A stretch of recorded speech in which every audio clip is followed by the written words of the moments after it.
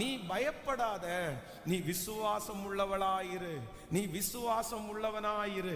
ஒருவேளை நடக்கிற சூழ்நிலைகள் நம்பவே முடியாமல் இருக்கலாம். போய்கொண்டிருக்கிற பாதைகள் அதை கொஞ்சம் கூட நாம் விசுவாசிக்கவே முடியாத ஒரு சூழ்நிலையிலே இருக்கலாம்.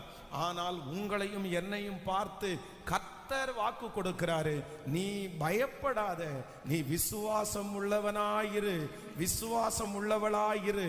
அந்த காரியம் கர்த்தரால் கைகூடி வரும், அந்த காரியம் நடக்கும், அந்த காரியம் தோற்று போவது இல்லை.